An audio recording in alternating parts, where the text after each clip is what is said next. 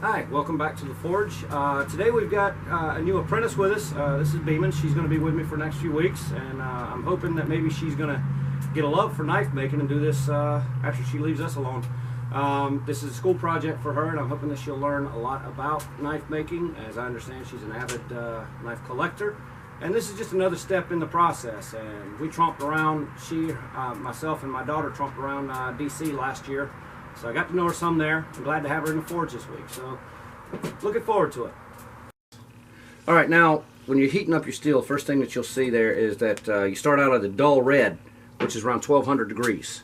The steel, I mean, people talk about it red hot. That's not even warm enough to forge yet.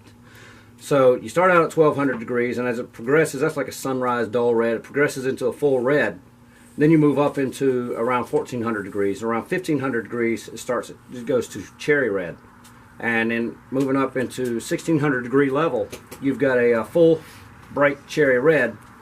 And then it starts slipping into the orange ranges. And now into here, for tool steels, you're getting into your forging range. Then you're getting up where it's too hot. But at orange, you're 1800 degrees. And it starts to fade into an orange yellow. You got about 1900 degrees on this. And then at a full yellow, you're at 2,000 degrees. Now, I have some steel that, unless you get it to a full yellow, don't even hit it because it doesn't respond. The steel wheel we'll be using will forge like butter compared to that. Then you get to a full yellow at 2,200 degrees, and at 2,400 degrees, it turns to a light yellow. This is what they refer to as a white hot, and it starts throwing off carbon. You see sparks coming out of the steel, and you're ruining the steel. For mild steels that don't have a lot of carbon, that's where you're going to weld. But for your high carbon steels, you're going to weld more down into this level here. So I mean, it just looks like a lemony yellow in this range here, and it'll stick together very easily. Now, looking at this, I'm going to ask you a question. What do you think is the most dangerous heat in the forge? The yellow. The yellow. Now, if I take a piece of steel out of the forge and it's yellow, and I try to hand it to you, you're going to take it? No. That would make black your most dangerous heat. Because you see, it doesn't even turn red until you're at 1200 degrees. All right, so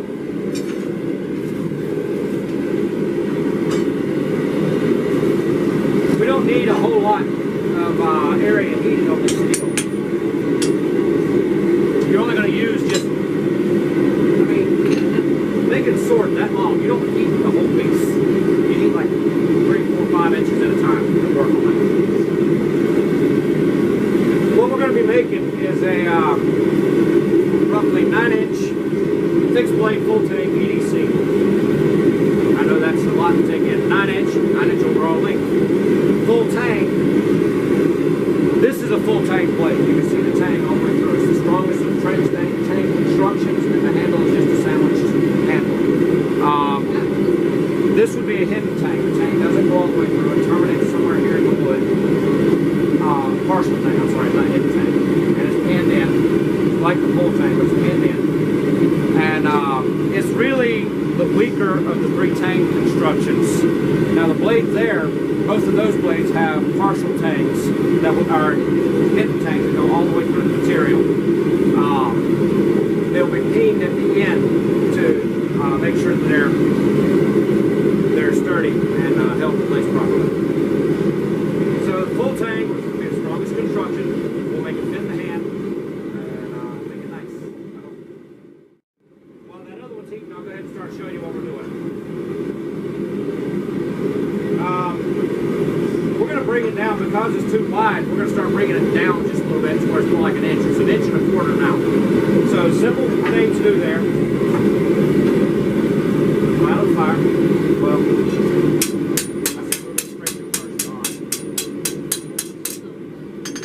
couldn't cut that off, but I'm not going to worry with it. I'll forge it out. What type of blade are you making? Hey, just a little everyday carry. Oh, the EDC, the everyday carry. It's fixed. It's a fixed blade, so you can't hold it and stick it in your pocket, but you can make a sheath for it.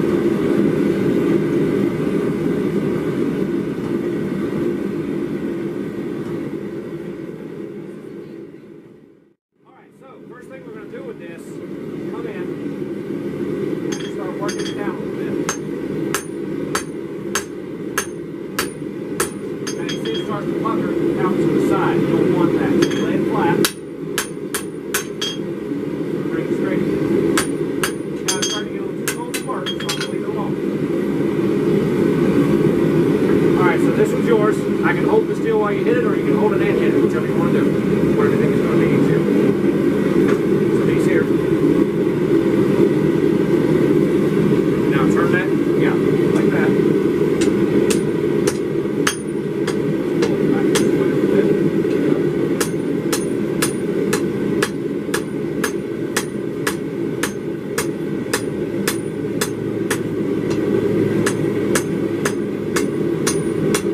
Don't be afraid to hit it pretty hard.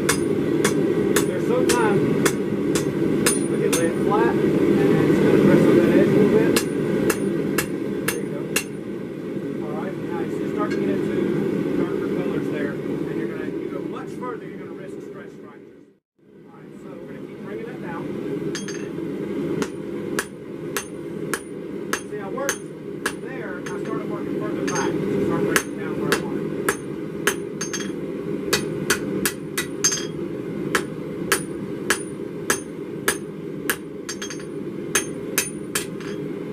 Probably good enough there, but back here I still need to bring it down. What we're looking for is about a 4.5 inch blade.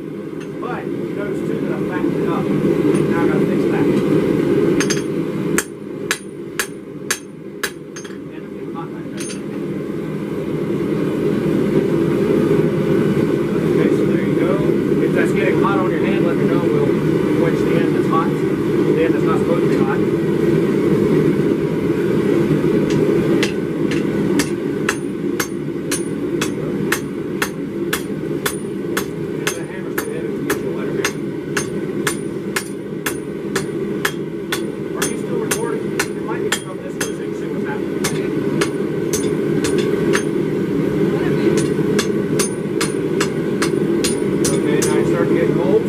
Back to the fire with it. Now see how that heat's starting to run up with the steel there? That's gonna burn shortly.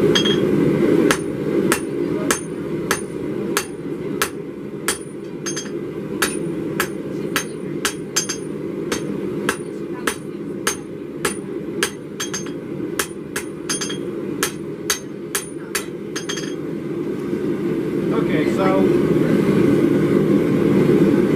that's roughly about 4.5 inches. I'm going to have to run in the house in a minute to make sure I've got measuring tapes. You know what? Let's get a little warm.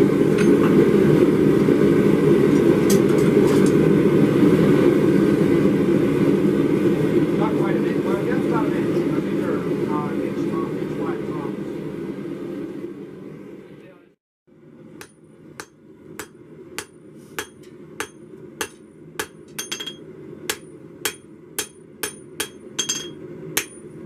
Why does the blacksmith do that?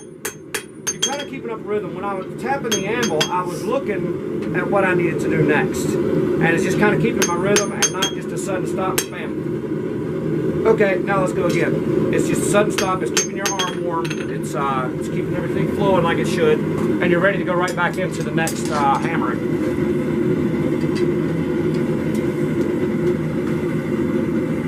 I'm going to set mine aside for now. No, I'm not. Yeah, I'm going to set mine aside for just now. And we're going to let you work on yours. Yeah.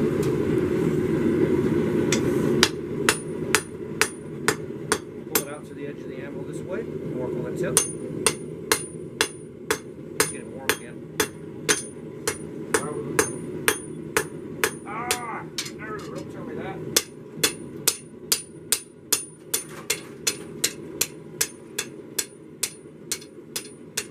Cold. My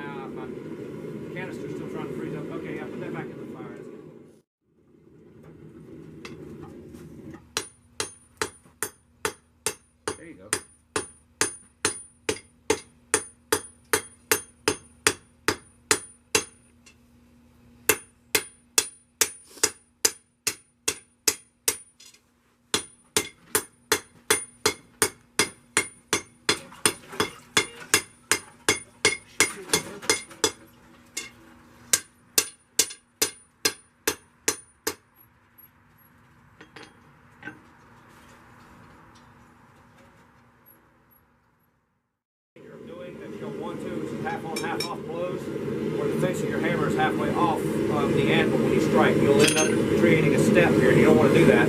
So yeah, you want to be right over the anvil with it. But yeah, just focus on your tip right now. Get it down to your 1 inch mark. And if you think you're close, you just bring it over and compare it. See how far over you're hanging, or if you're right or what.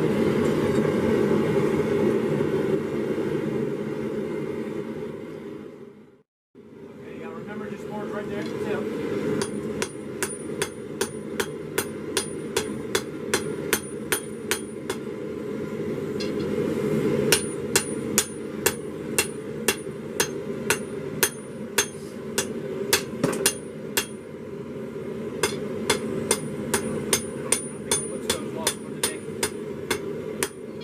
Alright, now this is for a quick check. Just come and see where you are there. You get closer. No, that doesn't help the heat transfer of the handle. It does, we'll do away with it.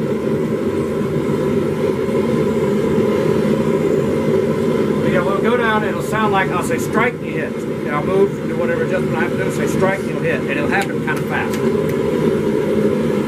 If when I need you to stop, I'll say hold. Alright, go ahead and take your hammer.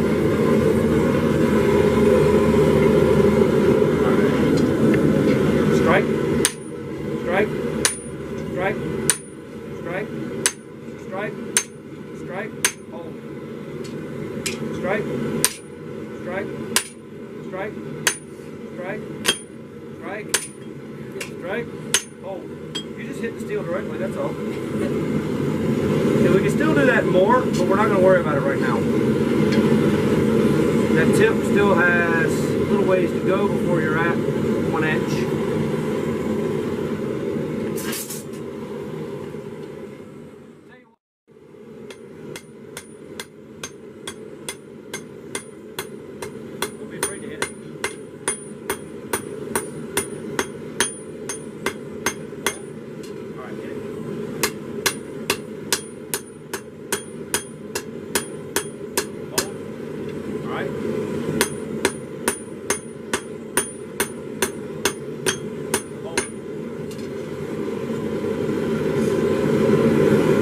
We're actually about where we really need to be for this.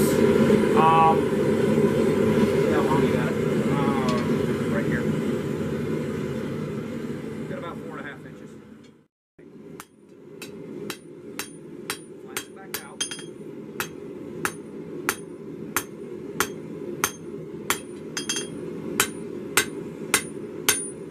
Now, why am I doing that? If you are marker got hot. If you got a piece of steel that's like this, that we don't have that angle on, it's just in here this way, and you start forging it from the top straight down, it starts coming around this way. And what you end up with is what they call a fish mouth, where you've got an area here that is not welded and it's weak, and it's not going to work for you. That's a failure in the blade just waiting to happen. So if you've got that angle in there, and you start forging that back this way, it forms it into a nice, nice shaped area. Believe it or not, we're not working on the edge here. We're working on the spine of the blade, and I'll show you that later. Why? In a little bit. Let me know.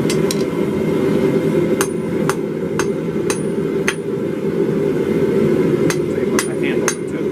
Yeah, let's get them on.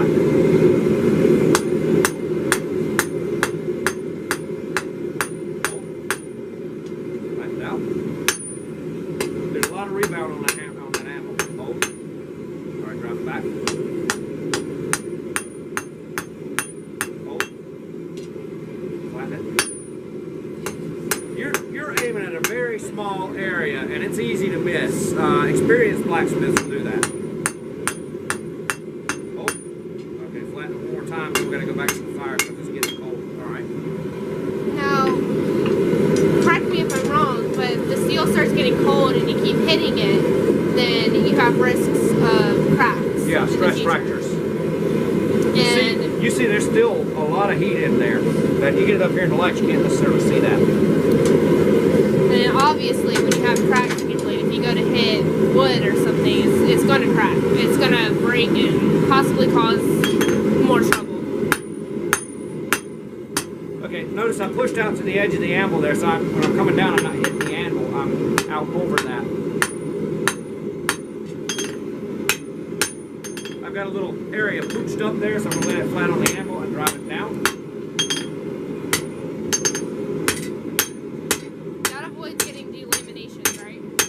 Well, this isn't going to delaminate because it's not Damascus. This is just mono steel, one single steel.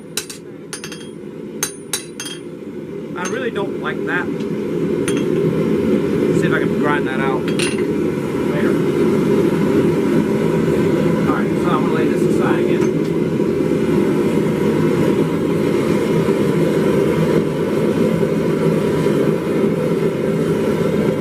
Let the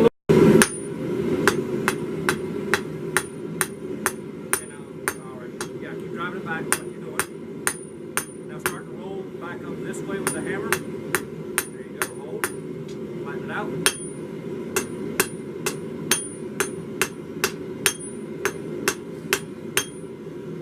Alright, same area right there at the tip. Alright, hold. Alright, you're getting there. It's not so easy for beginner smiths to handle the steel or the tongs and the hammer and try to get everything aimed right. Sometimes it's better when you've got somebody else to stand there and hold it for you and direct you, rather than what goes where, which hand do I need to make do what.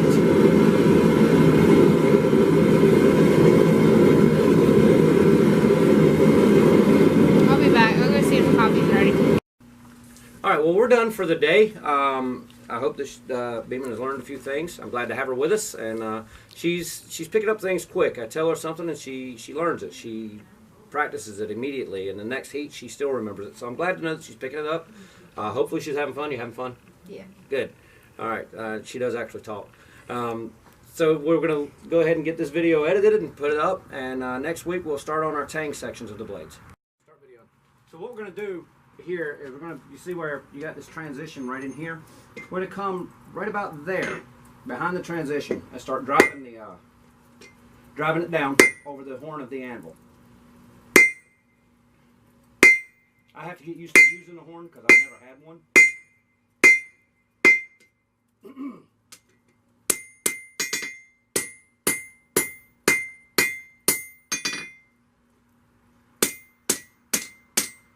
You notice the way I tipped my anvil or my hammer there and was hitting just with this face right here? What you're doing there, I don't want to hit all of that area that I just formed. So if I hit it flat, I'm going to deform that. I'm going to take away what I just did. So I wanted to drive it in this way to try to bring this back down some. That's all. It's going to get deformed and everything as we work. My next heat, I need to come in and flatten all that out. You kind of use your hand as a judge, but keep in mind it's hot. I'll come to the other side here. Yeah, okay. So we're going to start right there.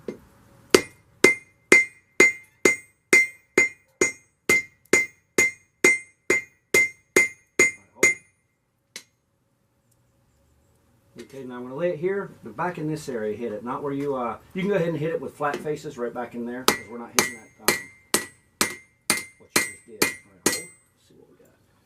All right, it's a little better, but it's all of that's going to change as we work on it. All right, here we go.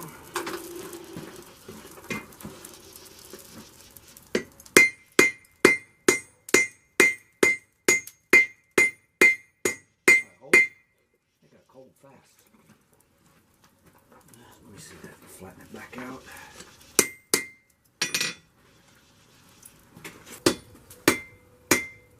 It moved in my tongs. I didn't have as good a grip on it as I thought. It just slipped down into the tongs like it was supposed to be. Okay, hold. Alright, yeah, you're starting to bring it down. Let me see the hammer. What is that? Oh, I know what it is. That's the anvil stand. You don't want to drive that scale down into your blade. It's just not a good thing. You see, you're starting to take that upward curve also. It's a little cold, so I'm not going to hit it. Next heat, we're going to go ahead and just move on a little. Actually, you did thin that down about as much as mine. I didn't realize that. So that's good.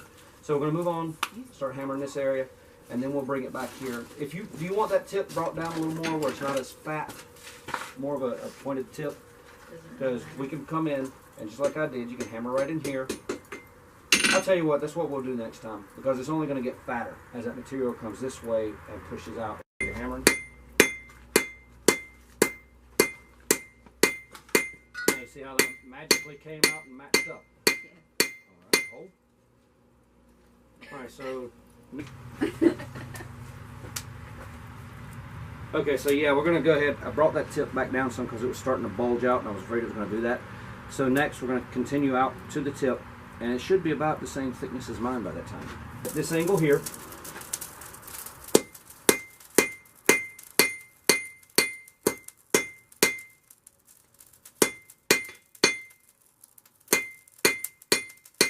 work on out toward the tip there. Now you've got a very blunt tip there. We'll drive that back. And again, we have to profile grind it too. So, some of the ugliness is taken out by your profile grind. That will be a cold shut. That'll have to be ground off. I should have handled that. But yeah, that right there will be a cold shut. That is not going to make it. Tell you what. We'll take care of that now. I think it would be better if I had a clamp here and clamped it, or put like a piece of angle iron in here and then clamp this to the angle iron, but I don't have that right now. This is only so important, really, because we are going to be grinding it out and everything, but you don't want to just forge it into the edge. If you get the edge too thin, you're not going to be able to grind it out.